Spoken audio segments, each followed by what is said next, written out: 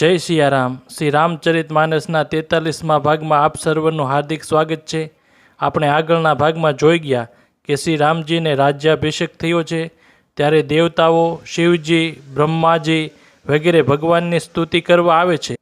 ત્યાર પછી ચારે વેદો ભાટોના સ્વરૂપ ધારણ કરીને ભગવાન શ્રી રામજીની સ્તુતિ કરે છે. તે આપણે આગળ સાંભળીએ. વેદો કહે છે, હે સગુણ અને નિર્ગુણ રૂપ, હે અનુપમ અને રૂપ લાવણ્યશીલ, હે રાજાઓના શિરોમણી, આપનો જય હો. આપે રાવણ વગેરે પ્રચંડ, પ્રબળ અને દુષ્ટ નિચાચરોને પોતાના ભુજાઓના બળે મારી નાખ્યા. આપે મનુષ્ય અવતાર લઈને સંસાર ભારને નષ્ટ કરીને અત્યંત કઠોર દુઃખોને ભસ્મ કરી નાખ્યા. હે દયાળુ, હે શરણાગતની રક્ષા કરનારા પ્રભુ, આપનો જય હો. શક્તિ સીતાજી સહિત શક્તિમાન આપને અમે નમસ્કાર કરીએ છીએ. હે હરે, આપની દુસ્તર માયાને વશીભૂત થવાને કારણે દેવતા, રાક્ષસ, નાગ, મનુષ્ય અને ચર અચર સર્વ કાળ, કર્મ અને ગુણોથી ભરેલા દિવસ રાત અનંત ભવના માર્ગમાં ભટકી રહ્યા છે. હે નાથ, એમનામાંથી જેમને આપે કૃપા કરીને જોઈ લીધા છે તે ત્રણેય પ્રકારના દુઃખોથી છુટકારો પામી ગયા. હે જન્મ મરણના શમને કાપવામાં કુશળ શ્રી રામજી, અમારી રક્ષા કરો. અમે આપને નમસ્કાર કરીએ છીએ. જેમણે મિથ્યા જ્ઞાનના અભિમાનમાં વિશેષ રૂપે ચકચૂર થઈને જન્મ મૃત્યુના ભયને હરનારી આપની શક્તિનો આદર કર્યો નથી. હે હરિ, તેમને દેવોની દુર્લભ ઘણી મુશ્કેલીઓથી પ્રાપ્ત થનારા બ્રહ્મા વગેરેના પદને પામ્યા છતાંય તે પદથી નીચે પડતા જોઈએ છીએ. પરંતુ જે સર્વ આશાઓને છોડીને આપ પર વિશ્વાસ મૂકીને આપના દાસ બની રહે છે તે કેવળ આપનું જ નામ જપીને પરિશ્રમ વિના ભવસાગરને તરી જાય છે. હે નાથ, એવા આપને અમે સ્મરણ કરીએ છીએ. જે શરણ શિવજી અને બ્રહ્માજી દ્વારા પૂંજાય છે તથા જે ચરણોની કલ્યાણમયી રજનો સ્પર્શ પામીને ગૌતમ ઋષિ પત્ની અહલ્યા તરી ગયા, જેમણે શરણોના નખથી મુનિઓના દ્વારા વંદિત ત્રૈલોકી પવિત્ર કરનારા દેવ નદી ગંગાજી નીકળ્યા અને ધ્વજા, વ્રજ, અંકુશ અને કમળ આ ચિહ્નોથી યુક્ત જે ચરણોમાં વનમાં ફરતી વખતે કાંટા ભોંકવાથી નિશાન પડી ગયા છે. હે મુક્તિદાતા કે પ્રેમદાતા, હે રામ, હે રમાપતિ, અમે આપના એ બંને ચરણ કમળોને નિત્ય ભજતા રહીએ છીએ. વેદ શાસ્ત્રોએ કહ્યું છે, જેનું મૂળ પ્રકૃતિ છે અને પ્રવાહ રૂપે અનાદિ છે, જેને 4 તત્વો, 6 થડ, 25 શાખાઓ અને અનેક પાંદડાઓ અને ઘણા જ ફૂલો છે, જેમાં કડવા, મીઠા બંને પ્રકારના ફળ લાગે છે, જેની પર એક જ વેલ છે, જે એના જ આશ્રયે રહે છે, જેમાં નિત્ય નવા તાજા પાંદડા અને ફૂલ ફૂટતા આવતા રહે છે. આવા સંસાર રૂપી વૃક્ષ વિશ્વ રૂપે પ્રગટ આપને અમે નમસ્કાર કરીએ છીએ. બ્રહ્મ અજન્મા છે, અદેજ છે, કેવળ અનુભવથી જ ઓળખાય છે અને મનથી પર છે. જેઓ આ પ્રમાણે કહીને બ્રહ્મનું ધ્યાન કરે છે તે આવું કહ્યા કરે છે અને જાણ્યા કરે છે. પરંતુ હે નાથ, અમે તો નિત્ય આપનો સગુણ યશ જ ગાઈએ છીએ. હે કરુણાના ધામ પ્રભુ, હે સદ્ગુણોની ખાણ, હે દેવ, અમે આ વર માગીએ છીએ કે મન, વચન અને કર્મથી વિકારોનો ત્યાગ કરીને આપના ચરણોમાં જ પ્રેમ કરીએ. વેદોએ સૌના દેખીતા જ આ શ્રેષ્ઠ વિનંતી કરી. પછી તે અંતર્ધ્યાન થઈ ગયા અને બ્રહ્મલોકમાં ચાલ્યા ગયા. કાગભૂષણજીજી કહે છે, હે ગરુડજી સાંભળો. પછી શિવજી ત્યાં આવ્યા જ્યાં શ્રી રઘુવીરજી છે. ગદગદ વાણીથી સ્તુતિ કરવા લાગ્યા. તેમનું શરીર પુલકાવલીથી રોમાંચિત થઈ ગયું. હે રામ, હે લક્ષ્મીકાંત, હે જન્મ મરણના સંતાપને નાશ કરનારા, આપનો જય હો. આવાગમનના ભયથી વ્યાકુળ આ સેવકોની રક્ષા કરો. હે અવધપતિ, હે દેવતાઓના સ્વામી, હે રમાપતિ, હે વિભુ, હું શરણાગત એટલું જ માગું છું, હે પ્રભુ, કે મારી રક્ષા કરો. હે 10 માથા અને 20 ભુજાઓવાળા રાવણનો વિનાશ કરીને પૃથ્વીના સર્વ મહાન કષ્ટોને દૂર કરનારા શ્રી રામજી, રાક્ષસ સમૂહ રૂપી જે પતંગિયા હતા તે સર્વ આપના બાણરૂપી અગ્નિના પ્રચંડ તેજથી ભસ્મ થઈ ગયા. આપ પૃથ્વી મંડળના અત્યંત સુંદર આભૂષણ છો. આપ શ્રેષ્ઠ બાણ, ધનુષ અને ભાથો ધારણ કરેલા છો. મહાન મદ, મોહ અને મમતા રૂપી નાત્રીનો અંધકાર સમૂહને નાશ કરવા માટે આપ સૂર્યના તેજોમય કિરણ સમૂહ છો. કામરૂપી ભીલે મનુષ્યરૂપી હરણોના હૃદયમાં કુભોગી રૂપ બાણ મારીને તેમને પાડી દીધા છે. હે નાથ, પાપ તાપનું હરણ કરનારા હરે તેને મારીને વિશ્વરૂપી વનમાં ભૂલા પડેલા આ પામર અનાથ જીવોની રક્ષા કરો.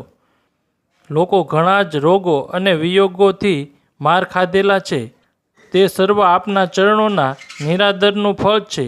જે મનુષ્ય આપના ચરણોમાં પ્રેમ નથી કરતા તે અગાધ ભવસાગરમાં પડ્યા છે. જેને આપના ચરણોમાં પ્રીતિ નથી તે નિત્ય અત્યંત દીન, મલિન, ઉદાસ અને દુઃખી રહે છે. અને જેને આપની લીલા કથાનો આધાર છે તેમને સંત અને ભગવાન સદાય પ્રિય લાગવા માંડે છે. તેમને આસક્તિ નથી, લોભ નથી, માન નથી અને મદ પણ નથી. તેમને સુખ અને દુઃખ સમાન છે. આથી જ મુનિ લોકો યોગ સાધનનો ભરોસો સદાને માટે ત્યજી દે છે અને પ્રસન્નતાની સાથે આપના સેવક બની જાય છે. તેઓ પ્રેમપૂર્વક નિયમ લઈને નિરંતર શુદ્ધ હૃદયથી આપના ચરણ કમળોની સેવા કરતા રહે છે. અને નિરાદર અને આદરને સમાન જાણીને તે સર્વ સંત સુખી થઈને પૃથ્વી પર વિચરે છે. હે મુનિઓના મનરૂપી કમળના ભમર, હે મહારણધીર, હે અજય, શ્રી રઘુવીર, હું આપને ભજું છું, આપની શરણ ગ્રહણ કરું છું. હે હરિ, આપનું નામ જપું છું અને આપને નમસ્કાર કરું છું. આપ જન્મ મરણ રૂપી રોગોનું મહાન ઔષધિ અને અભિમાનના શત્રુ છો. આપ ગુણ, શીલ અને કૃપાના પરમ સ્થાન છો. આપ લક્ષ્મીપતિ છો. હું આપને નિરંતર પ્રણામ કરું છું. હે રઘુનંદન, આપ જન્મ મરણ, સુખ દુઃખ, રાગ અને દેશ, દ્વંદ્વોના સમૂહનો નાશ કરો.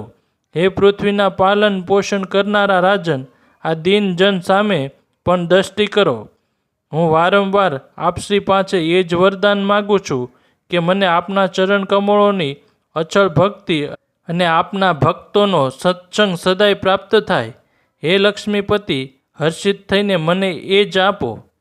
શ્રી રામચંદ્રજીના ગુણોનું વર્ણન કરીને ઉમાપતિ મહાદેવજી હરખાઈને કૈલાસમાં ગયા. પછી પ્રભુએ વાનરોને સર્વ પ્રકારે સુખ આપનારા ઉતારા અપાવ્યા. કાગભૂષણજીજી કહે છે, હે ગરુડજી સાંભળો, આ કથા સર્વને પવિત્ર કરનારી છે. દૈહિક, દૈવિક, ભૌતિક ત્રણેય પ્રકારના તાપોને અને જન્મ મૃત્યુના ભયનો નાશ કરનારી છે.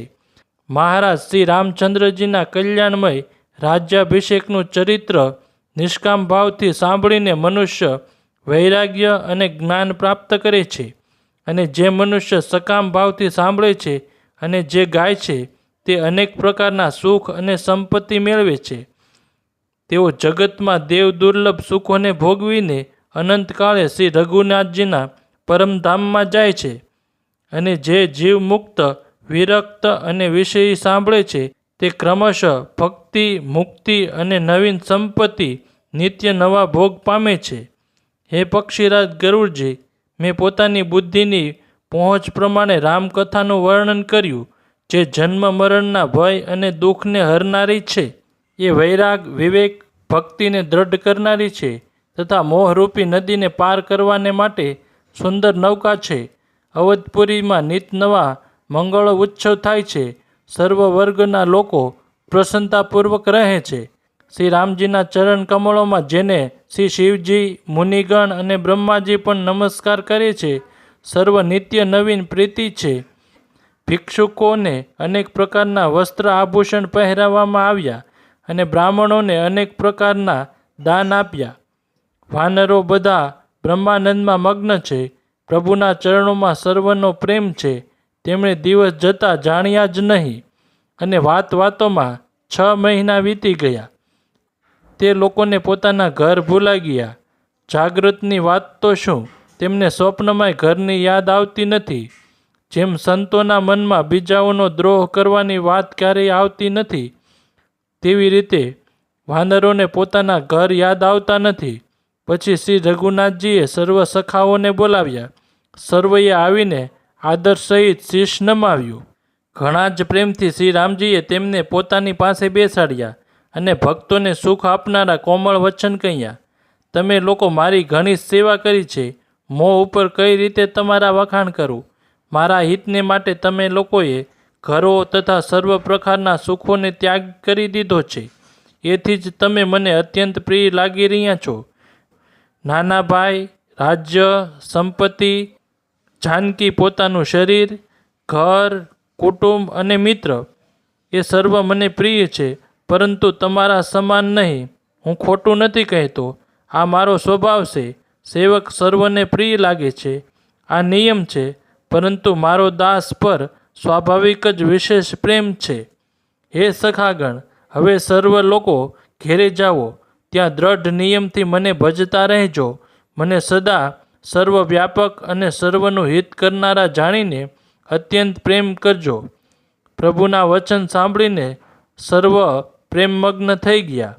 અમે કોણ છીએ અને ક્યાં છીએ? આ દેહની શુદ્ધ બુદ્ધ જ ભૂલી ગયા. તેઓ પ્રભુની સામે હાથ જોડીને એકી ટસે જોતા જ રહી ગયા. અત્યંત પ્રેમને કારણે કશું બોલી શકતા નથી.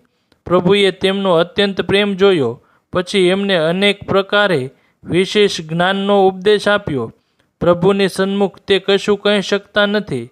વારંવાર પ્રભુના ચરણ કમળોને જુએ છે.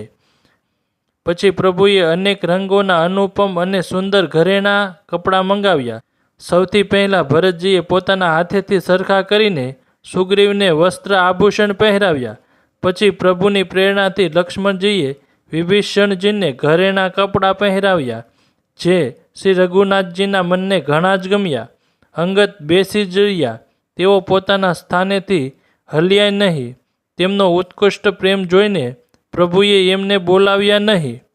જાંબુવન અને નીલ વગેરે સર્વને શ્રી રઘુનાથજીએ સ્વયં વસ્ત્ર આભૂષણ પહેરાવ્યા. તે સૌ પોતાના હૃદયોમાં શ્રી રામચંદ્રજીના રૂપને ધારણ કરીને તેમના શરણોમાં શીશ નમાવીને ગયા. પછી અંગત ઉઠીને શીશ નમાવી, નેત્રોમાં જળ ભરીને અને હાથ જોડીને અત્યંત વિનમ્ર તથા જાણે પ્રેમ રસમાં તરબોળ મધુર વચન બોલ્યા.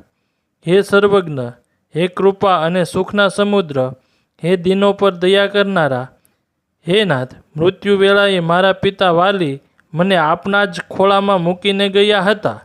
માટે હે ભક્તોના હિતકારી, પોતાનું અશરણ શરણ બિરદું પ્રણ યાદ કરીને મને ત્યજો નહીં. મારા તો સ્વામી, ગુરુ, પિતા, માતા સર્વ કંઈ આપ જ છો. આપના ચરણ કમળોને છોડીને હું ક્યાં જાઉં? હે મહારાજ, આપ જ વિચારીને કહો. પ્રભુને ત્યજીને ઘરમાં મારું શું કામ છે?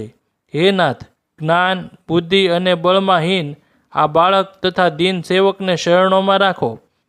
હું ઘરની સર્વ નાની મોટી કંઈ પણ સેવા કરીશ અને આપના ચરણ કમળોને જોઈ જોઈને ભવસાગરને તરી જઈશ.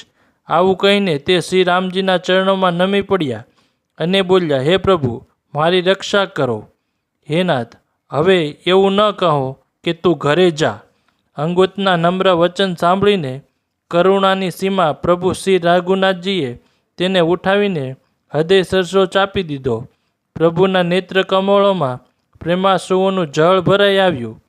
પછી ભગવાને પોતાના હૃદયની માળા, વસ્ત્ર અને મણિ રત્નોના આભૂષણ વાલીપુત્ર અંગતને પહેરાવીને અને અનેક પ્રકારે સમજાવીને તેમને વિદાય આપી.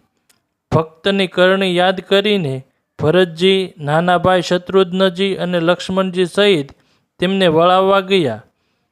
અંગતના હૃદયમાં ઘણો જ પ્રેમ છે. તેઓ વળી વળીને શ્રી રામજીને જુએ છે અને વારંવાર દંડવત પ્રણામ કરે છે.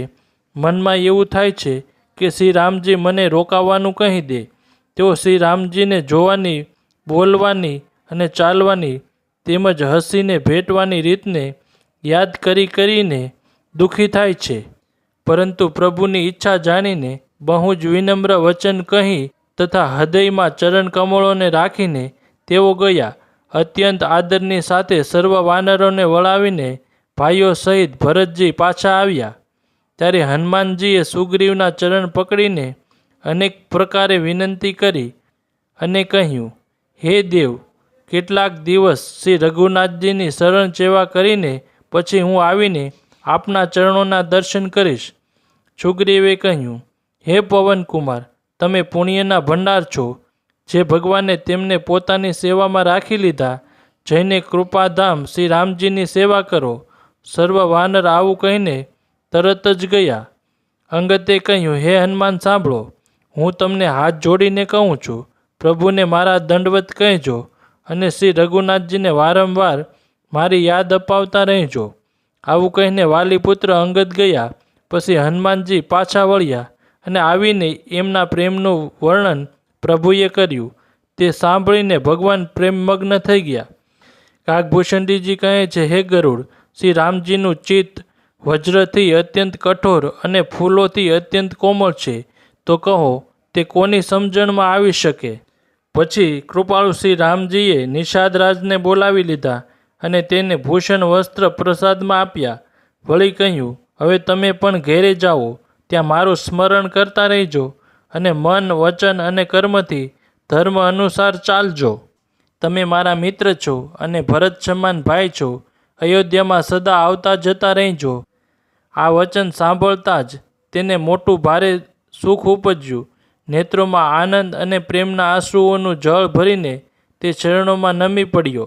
પછી ભગવાનના ચરણ કમળોને હૃદયમાં રાખીને તે ઘરે આવ્યો અને આવીને પોતાના કુટુંબીઓને પ્રભુનો સ્વભાવ સંભળાવ્યો. શ્રી રઘુનાથજીનું આ ચરિત્ર જોઈને અવધપુરવાસી વારંવાર કહે છે કે સુખના ભંડાર શ્રી રામચંદ્રજી ધન્ય છે. શ્રી રામચંદ્રજીના રાજ્ય ઉપર પ્રતિષ્ઠિત થવાથી ત્રણેય લોક હર્ષિત થઈ ગયા. તેમના સમસ્ત શોક ટળી ગયા. કોઈ કોઈની સાથે વેર નથી કરતું. શ્રી રામચંદ્રજીના પ્રતાપે બધાયની આંતરિક ભેદભાવ ટળી ગઈ. સર્વ લોકો પોતપોતાના વર્ણ અને આશ્રમને અનુકૂળ ધર્મમાં તત્પર થઈને સદાય વેદને માર્ગે ચાલે છે અને સુખ પામે છે. તેમને ન કોઈ વાતનો ભય છે, ન શોક છે અને કોઈ રોગ પણ પજવતો નથી. રામ રાજ્યમાં દૈહિક, દૈવિક અને ભૌતિક તાપ કોઈને વ્યાપતો નથી. સર્વ મનુષ્ય પરસ્પર પ્રેમ કરે છે અને વેદોમાં બતાવેલી નીતિ મર્યાદામાં તત્પર રહીને પોતપોતાના ધર્મોનું પાલન કરે છે. ધર્મ પોતાના ચારેય ચરણ સત્ય, ચોશ, દયા અને દાનથી જગતમાં પરિપૂર્ણ થઈ રહ્યો છે. સ્વપ્નમય કાંઈ પાપ નથી. પુરુષ અને સ્ત્રી સર્વ રામ ભક્તિ પરાયણ છે અને સર્વ પરમ ગતિ મોક્ષના અધિકારી છે. નાની અવસ્થામાં મૃત્યુ થતું નથી. કોઈને પીડા થતી નથી. સર્વના શરીર સુંદર અને નિરોગી છે. કોઈ દરિદ્ર નથી, કોઈ દુઃખી નથી અને દીન પણ નથી અને મૂર્ખ નથી અને કોઈ શુભ લક્ષણો હીન પણ નથી. સર્વ દંભ રહિત, ધર્મપરાયણ અને પુણ્ય આત્માઓ છે. પુરુષ અને સ્ત્રી સર્વ ચતુર અને ગુણવાન છે. બધાય ગુણોના આદર કરનારા અને પંડિત છે તથા બધાય જ્ઞાની છે. બધાય કૃતજ્ઞ છે. કપટ અને ચતુરાઈ કોઈનામાં નથી. કાગભૂષણજીજી કહે છે, હે પક્ષીરાજ ગરુડજી સાંભળો. શ્રી રામજીના રાજ્યમાં જળ, ચેતન, સમસ્ત જગતમાં કાળ, કર્મ, સ્વભાવ અને ગુણોથી ઉત્પન્ન થયેલા દુઃખો કોઈને નથી. અયોધ્યામાં શ્રી રઘુનાથજી 7 સમુદ્રોની મેખલાવાળી પૃથ્વીના એક છત્ર રાજા છે. જેના એક એક રોમમાં અનેક બ્રહ્માંડ છે. તેમને માટે 7 દીપની આ પ્રભુતા કંઈ વધુ નથી. બલકે પ્રભુના તે મહિમાને સમજી લીધા પછી આ કહેવામાં આવે છે કે તેઓ 7 સમુદ્રોથી ઘેરાયેલા સપ્તદીપમયી પૃથ્વીના એક છત્ર સમ્રાટ છે. તેમની મોટી હીનતા થાય છે. પરંતુ હે ગરુડજી, જેમણે તે મહિમા જાણી લીધો છે તેઓ પણ પાછા આ લીલામાં મોટો પ્રેમ માને છે. કેમ કે તે મહિમાને પણ જાણવાનું ફળ આ લીલાના અનુભવ જ છે. ઇન્દ્રિયોનું દમન કરનારા શ્રેષ્ઠ મહામુનિ આવું કહે છે, રામરાજ્યની સુખ સંપત્તિનું વર્ણન શેષજી અને સરસ્વતીજી પણ કરી શકતા નથી. બધાય નર નારી ઉદાર છે, બધા પરોપકારી છે અને બધાય બ્રાહ્મણોના ચરણોના સેવક છે. બધાય પુરુષ માત્ર એક પત્ની વ્રતા છે અને આ જ રીતે સ્ત્રીઓ પણ મન, વચન અને કર્મથી પતિનું હિત કરનારી છે. શ્રી રામચંદ્રજીના રાજ્યમાં દંડ કેવળ સંન્યાસીઓના હાથોમાં છે અને ભેદ નાચનારાઓના નૃત્ય સમાજમાં છે. અને જીતો શબ્દ કેવળ મનને જીતવા માટે જ સંભળાય છે. અર્થાત રાજનીતિમાં શત્રુઓને જીતવા તથા ચોર ડાકુઓ આદિને દમન કરવા માટે સામ દાન દંડ ભેદ આ ચારેય ઉપાય કરવામાં આવે છે. રામ રાજ્યમાં કોઈ શત્રુ છે જ નહીં, માટે જીતો શબ્દ કેવળ મનને જીતવા માટે કહેવામાં આવે છે. કોઈ અપરાધ કરતું નથી, માટે દંડ કોઈને થતો નથી. દંડ શબ્દ માત્ર સંન્યાસીઓના હાથમાં રહેનારા દંડને માટે જ રહી ગયો છે, તથા સર્વ અનુકૂળ હોવાના કારણે ભેદનીતિની આવશ્યકતા જ નથી. ભેદ શબ્દ કેવળ સૂરતાલના ભેદ માટે જ કામમાં આવે છે. વનોમાં વૃક્ષ સદાય ફૂલે અને ફાલે છે. હાથી અને સિંહ વેર ભૂલીને એક સાથે રહે છે. પક્ષી અને પશુ સર્વેએ સ્વાભાવિક વેર ભૂલાવીને પરસ્પર પ્રેમ વધાર્યા છે. પક્ષીઓ કૂંજે છે. ભાત ભાતના પશુઓના સમૂહ વનમાં નિર્ભય વિચરે છે અને આનંદ કરે છે. શીતળ મંદ અને સુગંધિત પવન વહેતો રહે છે. ભમરા પુષ્પોનો રસ પીને ગુંજરાવ કરતા જાય છે. વેલો અને વૃક્ષ માગવાથી જ મધુ ટપકાવી દે છે. ગાયો મન માગ્યું દૂધ આપે છે. ધરતી સદા પાકથી ભરેલી રહે છે. ત્રેતામાં સતયુગની કરણીની સ્થિતિ થઈ ગઈ. સમસ્ત જગતના આત્મા ભગવાનને જગતના રાજા જાણીને પર્વતોએ અનેક મણિઓની ખાણો પ્રગટાવી દીધી. સર્વ નદીઓ શ્રેષ્ઠ, શીતળ, નિર્મળ અને સુખપ્રદ સ્વાદિષ્ટ જળ વહેડાવવા લાગી. સમુદ્રો પોતાની મર્યાદામાં રહે છે. તેઓ લહેરો દ્વારા કિનારા પર રત્નો મૂકી દે છે. જેને મનુષ્યો પામી જાય છે તે સર્વ સરોવરોમાં કમળોથી પરિપૂર્ણ છે. દશે દિશાઓના વિભાગ અત્યંત પ્રસન્ન છે. શ્રી રામચંદ્રજીના રાજ્યમાં ચંદ્રમા પોતાના કિરણોથી પૃથ્વીને પૂર્ણ કરી દે છે. સૂર્ય એટલો જ તપે છે જેટલાની જરૂરત હોય છે, અને મેઘ માગવાથી જ્યારે જોઈએ તેટલું જ જળ આપે છે. પ્રભુ શ્રી રામચંદ્રજીએ કરોડો અશ્વમેઘ યજ્ઞ કર્યા અને બ્રાહ્મણોને અનેક દાન આપ્યા. શ્રી રામચંદ્રજીએ વેદ માર્ગને પાળનારા, ધર્મની ધુરાને ધારણ કરનારા, પ્રકૃતિજન્ય સત્વ, રજ અને તમ ત્રણેય ગુણોથી અતીત અને ભોગોમાં ઇન્દ્ર સમાન છે. શોભાની ખાન, સુશીલ અને વિનમ્ર સીતાજી સદાય પતિને અનુકૂળ રહે છે. તેઓ કૃપાસાગર શ્રી રામજીના મહિમાને જાણે છે અને મન દઈને તેમના ચરણોની સેવા કરે છે. જોકે ઘરમાં ઘણા દાસ દાસીઓ છે અને તે સગળા સેવાની વિધિઓમાં કુશળ છે, તો પણ સ્વામીનું સેવાનું મહત્વ જાણનારા સીતાજી ઘરની બધી જ સેવા સ્વહસ્તે જ કરે છે અને શ્રી રામચંદ્રજીની આજ્ઞાનું અનુસરણ કરે છે. કૃપાસાગર શ્રી રામચંદ્રજી જે રીતે સુખ માને છે, શ્રીજી એ જ કરે છે, કારણ કે તેઓ સેવાની વિધિઓને જાણનારા છે. ઘરમાં કૌશલ્યા વગેરે સર્વ સાસુઓની સીતાજી સેવા કરે છે. તેમને કોઈ વાતનું અભિમાન અને મદ નથી. ઉમા, રમા અને બ્રહ્માણી આદિ શક્તિઓ તેમજ બ્રહ્મા, વિષ્ણુ અને મહેશ આદિ દેવતાઓ દ્વારા સીતાજી વંદિત છે અને જગતજનની છે, તેમજ સદા આનંદિત છે.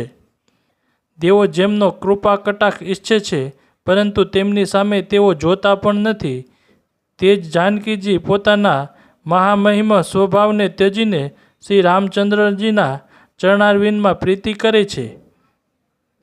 બધા ભાઈ અનુકૂળ રહીને તેમની સેવા કરે છે અને શ્રી રામજીના ચરણોમાં તેમની અત્યંત પ્રીતિ છે. તેઓ સદાય પ્રભુનું મુખારવિંદ જ જોતા રહે છે કે કૃપાળુ શ્રી રામજી ક્યારેક અમને કંઈક સેવા કરવાનું કહે. શ્રી રામચંદ્રજી પણ ભાઈઓ પર પ્રેમ રાખે છે અને એમને અનેક પ્રકારની નીતિઓ શીખવાડે છે. નગરના લોકો હરખાયેલા રહે છે અને સર્વ પ્રકારના દેવદુર્લભ ભોગ ભોગવે છે. આ સાથે જ શ્રી રામચરિત માનસનો આ 43મો ભાગ અહીં વિરામ લે છે. હવે આપણે આગળના ભાગમાં મળશું. ત્યાં સુધી આપ સર્વને જય સિયારામ.